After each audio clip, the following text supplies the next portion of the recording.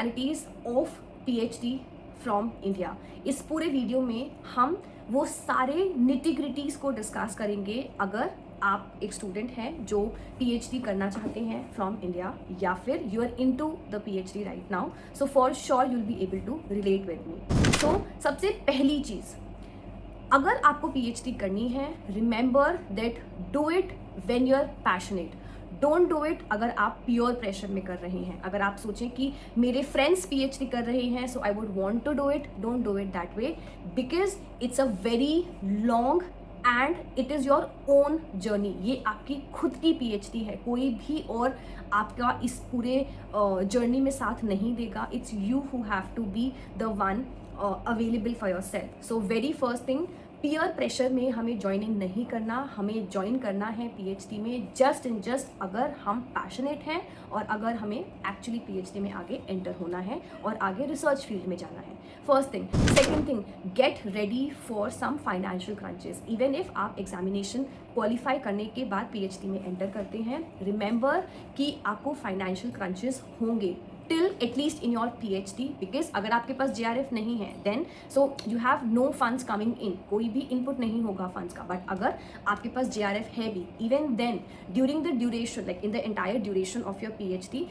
there is no ample amount of fund, right? काफ़ी 35 to 45 के like अब जो स्टाइपेंड इंक्रीज हुआ है उसके बाद भी इट्स नॉट इनफ और इट इज़ नॉट जस्टिफाइबल जितना हम उसमें मेहनत करते हैं, क्योंकि PhD is a complete, it's a around the clock journey. ऐसा नहीं है, it's not a 9 to 5 job कि आप 9 बजे लैब जाएंगे 5 बजे काम खत्म होगा। No, it's around the clock journey. So आपको जितना हम मेहनत करते हैं उसके अकॉर्डिंग हमें उतना उसका आउटपुट नहीं मिलता। So get ready for that particular thing as well. इसके बाद सबसे थर्ड और मोस्ट इंपॉर्टेंट चीज़, even after completing your PhD there are very very less jobs. अगर आप नोटिफिकेशंस, अगर आप PhD में हैं या फिर अगर आप अभी मास्टर्स में भी हैं, start keeping a track of कि कब नोटिफिकेशंस आ रहे हैं असिस्टेंट प्रोफेसर की जॉब्स के लिए। बिकॉज पहली चीज़, let's be very honest, there is a lot of fixation, there's a lot of fixation.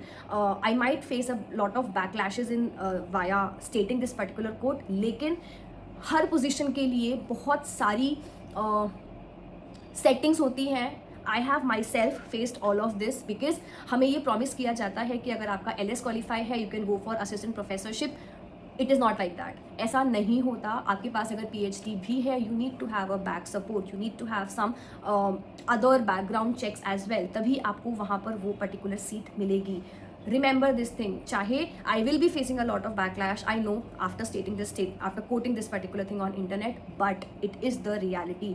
I have myself faced this reality कि हर जगह there is a lot of settings in the job field. So be ready for that as well. अगर एक deserving candidate है और वो deserving candidate को job नहीं मिल रही, उसके पीछे और एक नॉन डिजर्विंग कैंडिडेट को जॉब मिल रही है, there are some fixations out there, so be ready for that as well. इसके अलावा अगर हम एक और चीज़ को डिस्कस करें, टाइम बाउंडेशंस। यू माइट थिंक कि स्टार्टिंग में कि मैं 3 साल में PhD कंप्लीट कर लूँगा या कर लूँगी and then I will go for assistant professorship. It is not like that, it is not a time bound thing. There will be और there are so many scenarios जो अभी हम देखते हैं। 4 to 5 years is the bare minimum time जो हमें चाहिए complete करने के लिए। 5 साल से ज़्यादा भी एक्सीड कर जाता है। और अगर आप CSIR का ये रूल देखेंगे, so you get the stipend for 2+3 years, 2 साल के लिए JRF और 3 साल के लिए SRF, सीनियर रिसर्च फेलोशिप आपको मिलेगी। इसके अलावा long durations and the challenges that we have, the same thing, 3 years अगर हम सोच के चलेंगे, you will not end up in just 3 years, so you will have to invest a lot of your time into the PhD. Next thing, sometimes poor guidance and mentorship as well. Choose your supervisors very effectively. जब आप किसी भी lab में enter करें, check or just ask the students, have a one-on-one talk with them, get to know about how is the scenario about किस तरीके से lab operate होती है, because having a correct mentor, having a good mentor is very important, because you will be given a lot of admin work otherwise, because PhD के अंदर you're not bound to do any admin work, but India के अंदर specifically अगर आप देखेंगे, सो you have 50% of the admin work and may be sometimes more than that, और बाकी time हम अपना PhD का काम करते हैं। सो make sure that you choose your supervisors very effectively. In addition, limited post PhD opportunities, थोड़ा सा हमने स्टार्टिंग में भी डिस्कस किया। इन एडिशन अगर आप इंटरनेट के ऊपर या फिर आप रियलिटी में चेक करेंगे, so after your PhD there are lesser options for you. या तो आप पोस्ट डॉक में जा सकते हैं या फिर आप अकेडमिक्स में जा सकते हैं जहाँ पर जॉब ओपनिंग्स बहुत ज़्यादा नहीं आती, because I have seen so many colleges जहाँ पर लास्ट 15 ईयर्स से सेम टीचर्स हैं। So are there any vacancies coming out there? May be no, but हर साल there is a machine on going for the PhDs that are coming out, right? But क्या वो PhDs, हर एक PhD जो student निकलता है, क्या उसके पास जॉब है? The answer is no. I went to one of the college because I qualified my LS, so I was eligible for interview. I went to one of the college. There was a girl sitting beside me, and I'm not making up a story. She completed her PhD in 2016. I will not name the college from where she did it. I won't name that girl. I know her personally till now. I met her in the interview panel only. Interview के वहाँ पर I met her. She completed her PhD in 2016. She haven't got any job till then, till now. She is working in some of the colleges, कहीं institute में, कहीं पर, but एक permanency, इतनी मेहनत कर, and she is a JRF, इतनी मेहनत करने के बाद, इतना सब कुछ करने के बाद भी क्या वो student deserving नहीं है to get a very reputed job out there? She is deserving, but is she getting the desired job, or is she getting the actual quality job? No, because यहाँ पर job opportunities after doing PhD in India are very less. So remember about this thing. This video is not to make you get negative about it, negative about doing PhD. It is just to keep you ready with the fact check. Because अगर आप एक profession में 5 साल लगाते हैं, so आपको उसका after result भी पता होना चाहिए. This is what an educator, और this is what the responsibility of me as an educator is, कि आपको उसका आफ्टर इफेक्ट भी पता होना चाहिए. If you want to remain in the academy, like after the PhD आपको रिसर्च फील्ड में ही रहना है, एन नंबर ऑफ चांसेस होते हैं. आपके पास बहुत सारे रिसर्च प्रोजेक्ट्स आते रहते हैं ICAR में, और भी बहुत सारे इंडिया में इंस्टीट्यूट्स हैं जहाँ पर रेगुलर रिसर्च प्रोजेक्ट्स आते हैं, जहाँ पर आप रह सकते हैं. बट अकेडमिकली अगर हम टीचिंग पोस्ट की बात करें, सो वो it is not at par with the number of students who complete their PhDs every year. So remember about these things very nice. Let's quote one thing, practicality and the reality.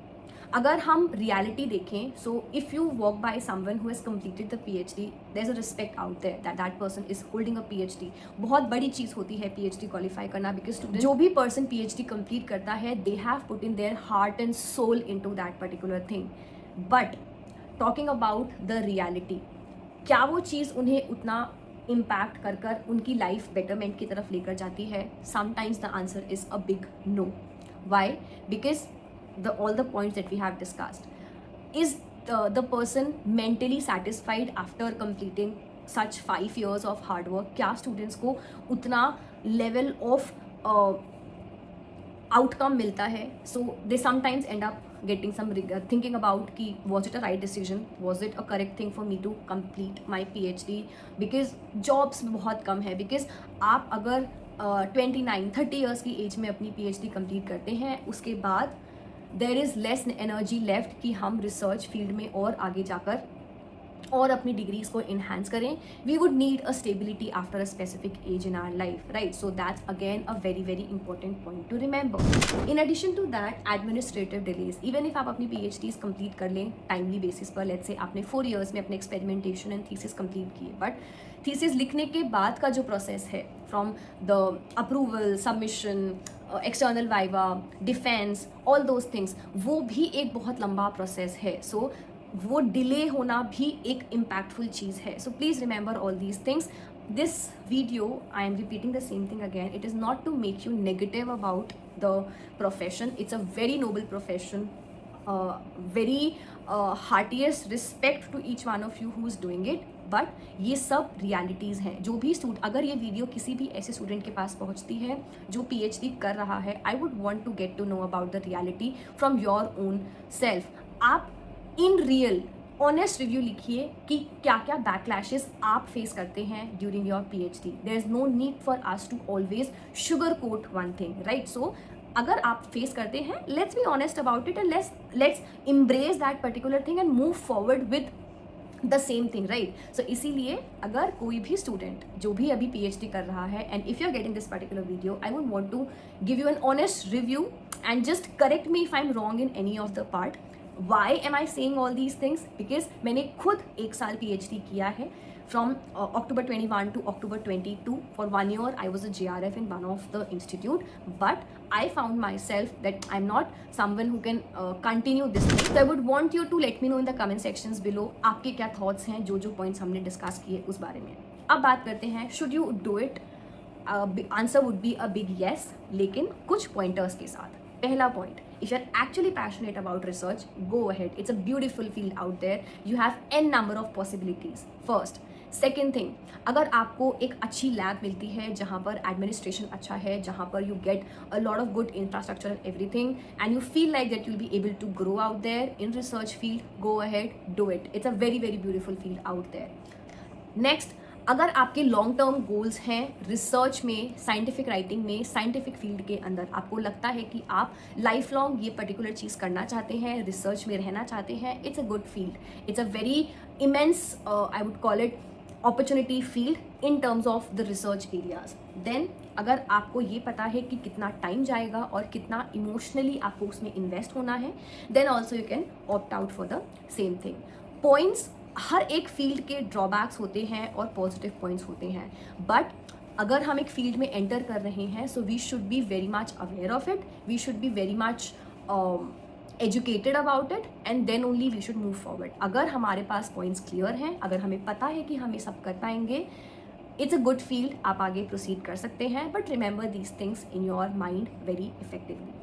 And just a disclaimer again, ये video आपको किसी field को negative तरीके से देखने के लिए नहीं थी. ये सिर्फ वो फैक्चुअल पॉइंट्स थे जो मैंने ऑब्जर्व करे, या फिर जितने मुझे बाकी जो स्टूडेंट्स हैं, बाकी जो नियर अराउंड पीपल हैं, उनसे पता चला. So I just wanted to make this particular video for you all. Hope this was helpful. I would want to get your honest review about the video, about अगर आप PhD में हैं, क्या आप भी सेम चीज़ फेस करते हैं. So thank you so much for watching this video. Good luck, take care everyone. And अगर आप तैयारी कर रहे हैं एग्जामिनेशन की, so you have your educator in front of you. I will try to help you out in the best manner. Thank you for watching this video. Good luck. Give it a thumbs up. Give it a subscribe button. Share it to as many students as possible and share your thoughts as well. Thank you for watching.